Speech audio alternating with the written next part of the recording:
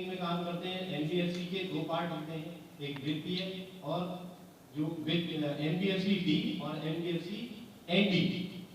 D क्या होता है? डिपॉजिट लेने का काम करते हैं, और एनडी में नॉट डिपॉजिट, डिपॉजिट लेने का काम नहीं कर सकते। और हम क्या करते हैं, बहुत सारी कंपनियां एनबीएफसी का लाइसेंस लेकर के आ रही हैं और आई भी हैं, और लोगों की बता देते हैं कि साहब ये देखो शेयर छपा हुआ है, जबकि असली हकीकत में उस शेयर की कहानी कुछ और होती है। क्योंकि जब लोग मेरे पास आते हैं तो मैं उस शेयर की कहानी उनको बता देता हूँ कि भाई ये शेयर तो जब एनबीएफसी का लाइसेंस मिलेगा तो शेयर का लोगो तो लगी जाएगा, गवर्नमेंट की स्टैम्प पे लगी जाएगा, लेकिन असली हकीकत में क्या, कंपनी को डिपॉजिट लेने की अथॉरिटी है। पहले तो हम ये चेक करें, क्या कंपनी मार्केट से पैसा कलेक्ट कर सकती है? क्या कंपनी के पास ऐसा कोई ऑथराइजेशन है जिससे कि हम जो आरडी एफडी कह करके बेच रहे हैं, क्या कंपनी बॉन्ड पे आरडी और एफडी और एमआईएस लिख करके दे रही है? अगर ऐसा कुछ है तो ठीक है।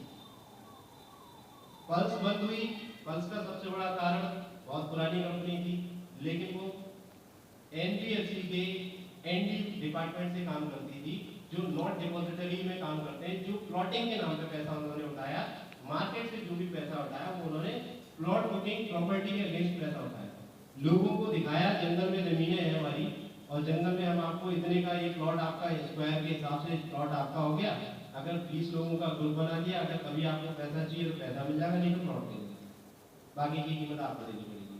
ऐसे ही होता था सर, अगर लोगों ने काम किया है तो ऐसी स्कीम थी उसमें। तो पल्स में जब हम काम कर रहे थे, जब हमने देखा मार्केट में, जब हम काम कर रहे थे तो हमें भी तो चीजें नजर आती है ना सर, लेकिन अब एक छोटे से लालच की वजह से चले जाते हैं, और फिर बाद में हमें ही रोना पड़ता है, हमें दिक्कत होती है। आज पल्स वाले अपनी अपनी ग्रुप की वो सोसाइटियां बना करके और गवर्नमेंट में बंकू साहब पे केस करने के लिए उतारू हो गए। अभी 2 दिन पहले पल्स की फिर मीटिंग हुई थी, उन्होंने एक जन कल्याण समिति करके समिति बनाई है, और उसके लिए वो पूछ कर रहे हैं, जबकि गलती कहीं ना कहीं हमारी है।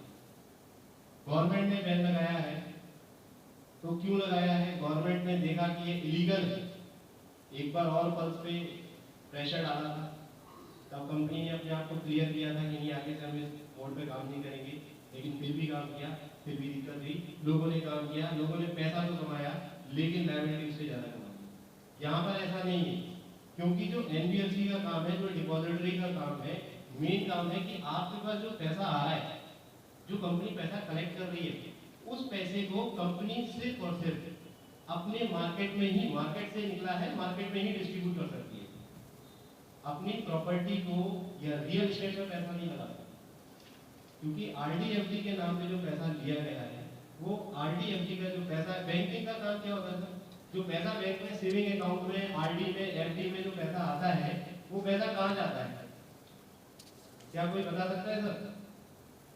जो बैंक से पैसे का कलेक्शन होता है वो कहाँ जाता है? कोई बैंक का जो गवर्नमेंट का नवरत्न कंपनी उसमें जाता है, 9 कंपनियां गेल वेल सेल कर। सर गवर्नमेंट का जो बैंकें जो पैसा कलेक्ट करती हैं, उनका पैसा लोन के रूप में मार्केट में जाता है, गवर्नमेंट फंड्स में जाता है, जहां पर सिक्योरिटी पैसे की, ठीक है। उसके अलावा कभी भी बैंक रियल एस्टेट में पैसा नहीं लगाती, नहीं लगाती। और बहुत सारी कंपनियां क्या करती हैं, एनबीएफसी के नाम पे लाइसेंस, निधि का लाइसेंस देते हैं, सोसाइटी के नाम पे पैसा उठा रही है, और पैसे को, उसी पैसे को रियल एस्टेट में लगा रही है, फिर कल को प्रॉब्लम आएगी, फिर कल को यही प्रॉब्लम आएगी। क्योंकि प्रॉपर्टी का काम एक ऐसा काम होता है, इमीडिएट बिकती नहीं, अगर इमीडिएट बेचने चले जाओ तो लॉस में बिकती है, क्योंकि कंपनी के खर्चे भी होते हैं, जब पैसा आ रहा है तो कंपनी का एक्सपेंस भी जा रहा है, अब कंपनी को उस पैसे को रोटेट भी करना है तो कैसे करेंगे? जो रेगुलर वे में पैसा रोटेट होता है वो होता है लोन से, क्योंकि मार्केट में पैसा गया, उसकी इंस्टॉलमेंट भी आनी है, वह ब्याज भी आनी है। एक साल में 1 लाख को कंपनी 10 लाख रुपए कर सकती है, लेकिन सही तरीके से, अगर वास्तव में जो निधि का, एनबीएफसी का लाइसेंस है, उसके जो नॉर्म्स है उसके हिसाब से काम करें, ठीक है। तो हमारे को ये देखना है कि कंपनी के अंदर जो फंड जा रहा है, हमें ये भी हमारी रिस्पॉन्सिबिलिटी बनती है कि हमें उसको चेक भी करना है कि आगे फंड जा रहा है, क्योंकि हम मार्केट से पैसा कौन लेके आ रहा है? हम और आप लोग कंपनी के सीएमडी साहब तो नहीं जाने बेटा, नहीं जाएंगे ना सर, ठीक है। क्योंकि एक किसी कंपनी के सीएमडी ने बहुत अच्छी बात कही थी मुझसे, मेरी उनकी 9 तारीख को ट्रेनिंग है, वहाँ पर उनका फंक्शन हो रहा है। उन्होंने मुझसे एक ही चीज़ कही थी, शिव शक्ति थी, कोई मुझे पैसा दे रहा है, ठीक है, मैं तो ये कह रहा हूँ मैं बहुत बड़ा बीमार आदमी हूँ, मुझ पर भरोसा मत करो, लेकिन मेरे को आप अगर भरोसे में पैसा दे रहे हो तो मेरे ऊपर निगाह करो। क्योंकि जब हम किसी को उधार पैसा देते हैं तो उसमें निगाह करते हैं कि नहीं करते हैं, हम उसके घर के चक्कर लाते रहते, भाग नहीं जाए, मर नहीं भी जाए, उसके घर में रोटी की कमी आ जाती है तो 32 से 100 रुपये की आते हैं, भाई तू जिंदा नहीं, पैसे चाहिए, इलाज चाहिए, है ना। तो ऐसे वो उन्होंने मुझसे यही कहा कि आप मेरे में निगाह रखो, मेरे पास पैसा जो आप दे रहे हो ये भी तो देखो मैं पैसे को लगा कर जनरेट कैसे कर रहा हूँ, मैं दूंगा कैसे, क्योंकि आता हुआ पैसा तो सबको अच्छा लगता है, जब जाता है तो दिक्कत होती है। हमारे पास जब पैसा आए जेब में आ जाए तो हमें गर्मी आ जाती है, मजा आ जाता है, 1 लाख रुपये आ जाता है, लेकिन वही 1 लाख रुपये जब धीरे धीरे जाता है तो टेंशन बढ़ जाती है, यार आप कहाँ से तो ये तो कम होता जा रहा है ना। तो वो हर एक किसी की मेंटलिटी होती है, तो हमें ये हमारी रिस्पॉन्सिबिलिटी है कि अब कंपनी से टाइम टू टाइम जब मीटिंग होती है, जो कंपनी के डायरेक्टर्स वगैरह होते हैं, आप उनसे पूछें कि सर पैसे को असली हकीकत में हम कहाँ लगा रहे हैं, क्योंकि वो हमारा फंड है, ठीक है। तो उस चीज़ को हमें भी जानना जरूरी है। अगर आपको सेल्स अच्छी निकालनी है, रिस्पॉन्स अच्छा निकालना है तो जानना बहुत जरूरी है, क्योंकि मार्केट में जब आप किसी के पास जा रहे हैं तो दिमाग किसी का नहीं पड़ सकते आप, क्योंकि हम भगवान नहीं है, हम एक इंसान है, वो हमसे जो पूछेगा मैं उसका जवाब दे रहा है। अब वो क्या पूछ सकता है हमें नहीं पता, वो भी हमसे पूछ सकता है कि आपको मैं 1 लाख रुपए दूंगा, आप 1 लाख रुपए का क्या करोगे बताओ। तो जब आपको पता नहीं होगा तो आप क्या बताओगे। अब वो साहब कंपनी में चला जाता, हमें नहीं पता क्या करती है, हमें तो नहीं पता था, सवाल का जवाब नहीं होगा। ये उसको संतुष्ट नहीं किया ना, तो आपको 1 लाख रुपए नहीं दिए। अगर आपने उसको संतुष्ट कर दिया, हो सकता है वो 1 लाख की जगह 2 लाख भी दे दे, संतुष्टि की है। और सेल्फ संतुष्ट हो जाएगा तो आपसे कभी बात नहीं करेगा गलत, कल को अगर कुछ भी होता है तो आपसे नहीं करेगा, क्योंकि पैसा उसने किसको दिया है, सर कंपनी को। हम इस बात में ये भी कह सकते हैं, एक छोटा सा एग्जांपल है कि जब हम शादी ब्याह के लिए जाते हैं तो एक बिचौलिए का काम होता है, आकस्मक तो जोड़ियाँ नहीं बनती सर, चाहे वो लव मैरिज हो या अरेंज मैरिज हो, एक बिचौलिया जरूर होता है। लव मैरिज में भी एक बिचौलिया होता है, अरेंज मैरिज में भी एक बिचौलिया होता है, ठीक है। किसी सहेली की सहेली पसंद आ गई तो सहेली से बात करते हैं, वही बात कराते हैं। और अगर अरेंज मैरिज में भी जब मैरिज की बात आती है तो एक बिचौलिया आता है, तो भाई फलाने की लड़की है, लड़की बहुत अच्छी है, हीरा है ना। और अब वो क्या होगा कि पूरे कॉन्फिडेंस से गारंटी से ब्याह करा दिया, सब कुछ हो गया, घर मिली बन गई। अब बाद में प्रॉब्लम आ गई 2 महीने बाद, 6 महीने बाद, साल भर बाद, तो घरवाली क्या कहते हैं लड़की के या लड़के के, मरा बिचौलिया, उसी को बुलाइया लाते थे, अरे साले ने फंसवा दिया, इसको सब पता था, इसी ने मरवा दिया। अगर ये हमें सही बता देता तो हम फंसते थे, है ना। तो यही कारण होता है कि हर जगह यही प्रॉब्लम है, बिजनेस में भी। जब कंपनी, जब कस्टमर पैसा देता है ना, तो कस्टमर तो जानता है कि कंपनी में पैसा जा रहा है, लेकिन वो क्या बोलता, कल को प्रॉब्लम आती है, मैं तो तुझे दी थी भाई, मैं कंपनी कह दूँ ये कौन धने देने तू कर ले, मुझे पैसा दे, वो तो वो पैसा नहीं है भैया, मेरे को पैसा है, मैं गरीब आदमी मत जाऊँ, यही कहता है ना, है ना।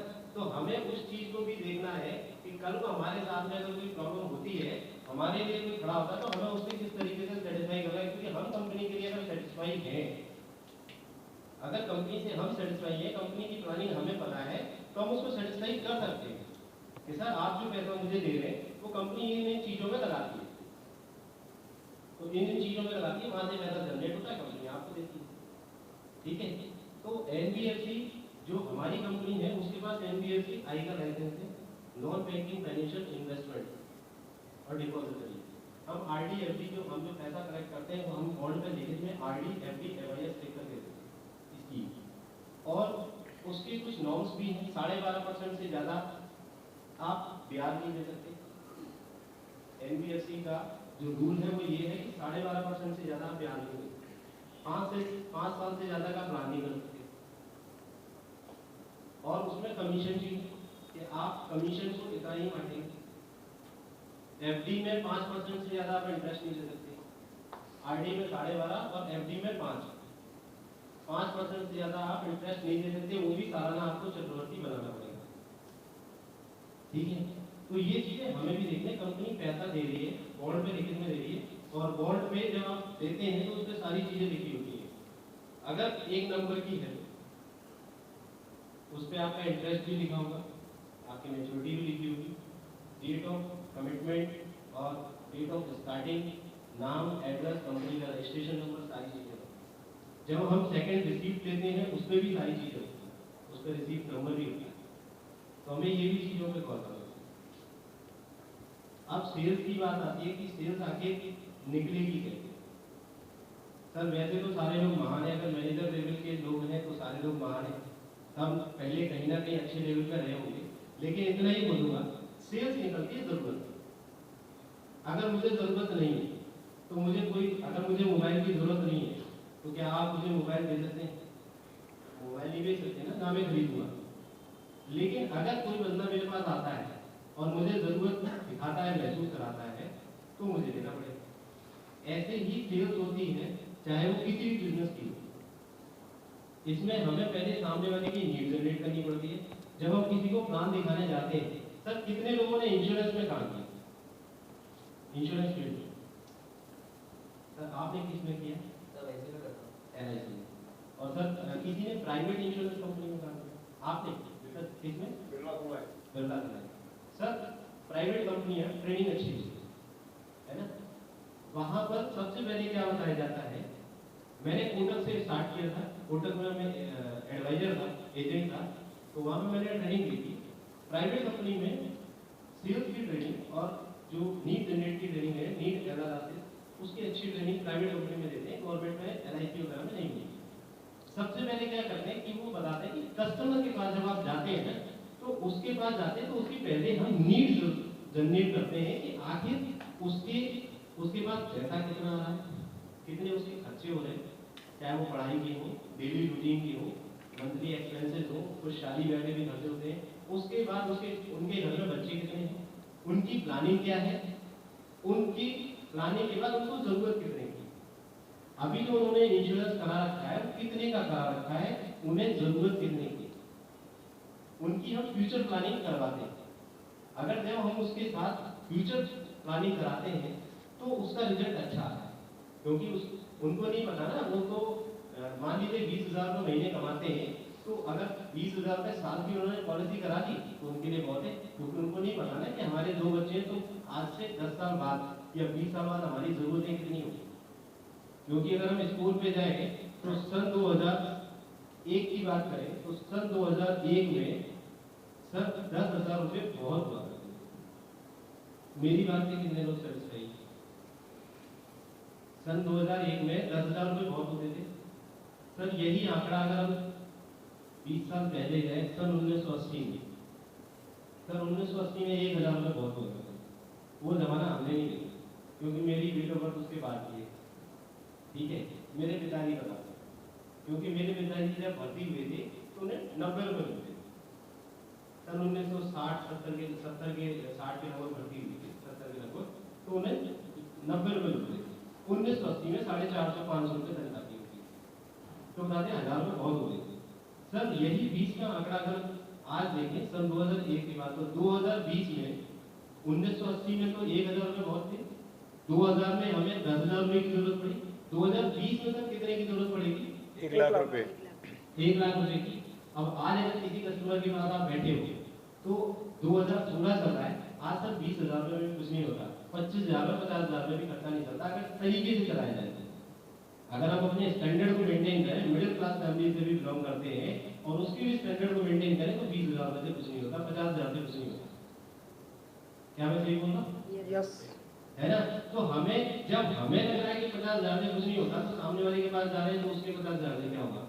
आने वाले 15 साल बाद जिसके पास भी हम जा रहे हैं तो या तो 10 साल बाद उसको पैसे की जरूरत है अच्छे खासे अमाउंट की, या 20 साल बाद या 15 साल बाद, तो हमें उसके हिसाब से उसकी प्लानिंग करनी है। अब हम 5 साल से ज्यादा का प्लान सेल भी नहीं करते, ठीक है, तो हम उसकी प्लानिंग कैसे करेंगे?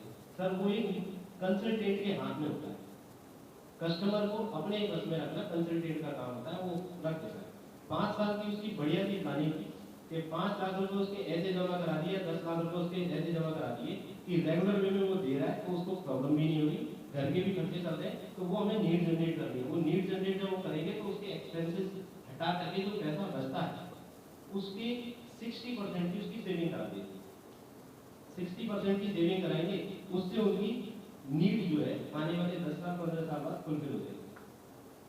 ठीक है, तो हमें उस तरीके से जब उनके साथ प्लानिंग करते हैं तो सामने वाले में एक इंप्रेशन ही रहता है कि यार मेरा शुभ चिंता है। क्योंकि बहुत सारे लोग क्या होते हैं, मार्केट में जाते हैं और गए, सर के पास गए, प्लान समझाया, सर एक प्लान आया है बढ़िया था, उसको देख लो। सर ने भी कहा दिखा दो भाई, वैसे भी बहुत कम लोग किसी को देखते हैं, तुम भी दिखा दो। सर ने देख लिया, दयालु आदमी ने देख लिया, अब ठीक है सोच के बताएंगे। अब सर के साथ कोई प्लानिंग तो हुई नहीं, फैमिली टर्म्स तो बने नहीं। जब हम किसी के साथ पर्सनल होते हैं तो ही वो हमें रिस्पॉन्स देगा। सबसे पहले हमें उसके साथ पर्सनल होना है, उसको लगना चाहिए मेरा हितैषी है ये, इससे बड़ा शुभ चिंतक मेरा कोई है ही नहीं। ठीक है, इससे बड़ा कोई शुभ चिंतक नहीं है।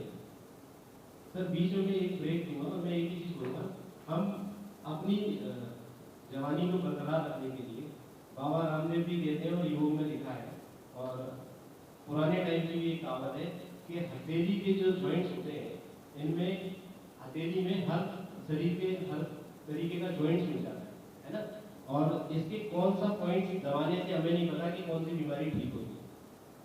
नहीं पता ना सर, इतना ही पता होता तो एक्यूप्रेशर थेरेपी की दुकान खोल ली होगी, वही बता देते कंसल्टेंसी फीस ले लेते, नहीं पता ना। लेकिन इतना पता है कि इसमें हर रोग भगाने की शक्ति होती है, तो क्यों ना हम सारे रोग एक साथ भगा दें, और उससे क्या है कि जवानी बरकरार रहेगी और जोश भी आएगा। तो अपने लिए एक बार जोरदार तालियां बजा दें।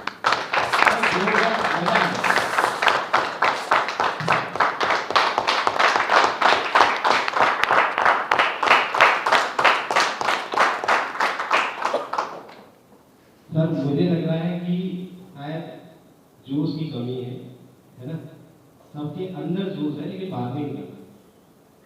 तो मैं तो इतना ही कहूँगा सर कि थोड़ा सा इससे नींद भी बढ़ जाती है ना, आलस भी दूर हो जाता है और शरीर में एनर्जी भी आती है। तो सर मैं जो कह रहा था कि हमें पहले उसकी नीड जनरेट करनी है। किसी के पास अगर हम जा रहे हैं और हम चाय नहीं पीते हैं, हमें लगता है कि हम चाय नहीं पीते हैं, तो उसकी एक कप चाय जरूर पीते।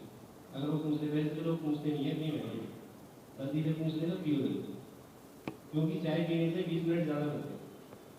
ठीक है सर, मैं भी नहीं पीता था, तो जब मैं शिव खेड़ा जी की ट्रेनिंग में गया था, उन्होंने ये टॉपिक छेड़ा था। उन्होंने बताया था कि जब जब आप किसी के घर जाए और आप अगर वो चीज़ नहीं करते हैं तो आप करना स्टार्ट कर दें। अगर आप चाय नहीं पीते हैं, चाहे नॉर्मल चीज़ें, इतना आपके एक छोटे से कप चाय खून नहीं चलाएगी, लोगों को लगता है यार खून कम हो जाएगा। ठीक है, पैसा नहीं होगा तो खून कम हो जाएगा, ये बात पक्की है, चाय पीने से खून कम नहीं होगा, है ना।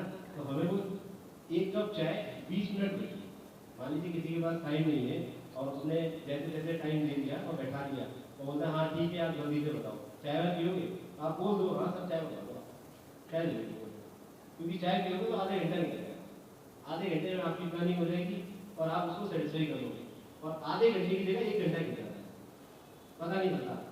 और जब आप उसके साथ एक फैमिली टर्म बनाते हो, उसके साथ चाय पीते हो, तो उसको भी एक रिलेशन बनता है, एक प्यार मोहब्बत का रिलेशन बनता है, क्योंकि चाय होती है मीठी। ठीक है, तो हमारा एक रिलेशन बनता है, फॉलो भी अच्छा होता है। जब आप अगली बार उसे कॉल करते हो और घर में जब भी आप नीड किसी को प्लान समझाने जाते हो, तो इंश्योरेंस कंपनी में एक चीज बोलते हैं, और ये फैक्ट भी है सर, सेल्स के बड़े बड़े मोटिवेटरों ने भी कहा है कि जब आप किसी के घर पे जाते हो, कोई प्लानिंग कर रहे हैं, तो आप उसकी फैमिली में जो लेडी है उसको जरूर रखें, जो लाइफ पार्टनर है, जो अर्धांगिनी है, आप उसको जरूर साथ में बताएं, क्योंकि आदमी को अपने भविष्य की चिंता हो ना हो, उसे जरूर होती है। ठीक है, उसे जरूर होती है, और वो उस चिंता को, आपकी प्लानिंग को 50% तो वो पॉजिटिव कर देती है।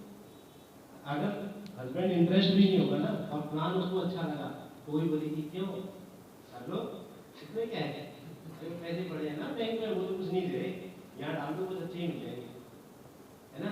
या कोई प्रॉपर्टी उनके पास पड़ी होगी तो बिक रही होगी, तो उसको कोई दूसरी प्रॉपर्टी खरीदने वाले होंगे, तो वही कहेगी प्रॉपर्टी में कुछ नहीं लगा, रहने दो प्रॉपर्टी, कल को कोई पंगा वंगा होगा तो दिक्कत हो जाएगी, आप जे करा लो, इसमें पैसे ज़्यादा मिल जाएंगे और गारंटी भी है। क्योंकि प्रॉपर्टी का तो सर आजकल ये भी हाल है, लोग कहते जरूर हैं कि प्रॉपर्टी खरीद दो, खुला सोना है, लेकिन जिसकी गाड़ी उसकी भैंस वाला हिसाब नहीं चलता है, जिसकी गाड़ी में जो है वही भेज देता है। ठीक है, तो प्रॉपर्टी खुला सोना भी हमारा दिया, तो खुला सोना कहते हैं, खुला सोना भी हमारा नहीं है। तो हमें उसके साथ दो तीन चीज़ों का इस्तेमाल करना है बेस्ट स्किल्स निकालने के लिए। एक तो उससे धर्म लीडर्स बनाओ, दूसरा उसके चाइल्ड ग्रुपिंग, तीसरी उसकी नीड एनालिसिस जरूर है। अगर अच्छा रिस्पॉन्स दे रहे हैं, आप 10,000 रुपये की पॉलिसी करने गए, वो 20,000 में कन्वर्ट हो जाएगी, ये पक्की बात है, अगर आपने उसकी नीड जनरेट करी है। वरना हो सकता है 10,000 में से 5,000 ही दे दे, तो आपके चेहरे पे दे देता नहीं, यार कोई बात नहीं, भाई है, दोस्त है, 5,000 रुपये कर ले यार, पैसे नहीं है पास, 5,000 रुपये का कर ले, काम कर 5,000 रुपये की एफडी कर है ना। और अगर आपने उसकी नीड जनरेट कर दी तो 5,000 की जगह 20,000 की होगी। ठीक है, तो इन चीज़ों का हमें ध्यान रखना है। अब बात रही सर जिस ग्रुप में, क्योंकि हम बड़ी बड़ी कंपनियों में हमने नौकरियां की हैं, है ना, और बड़ी बड़ी जगह हमने देखा है, बिजनेस भी लोगों ने किए हैं। सर कितने लोग ऐसे हैं जिन्होंने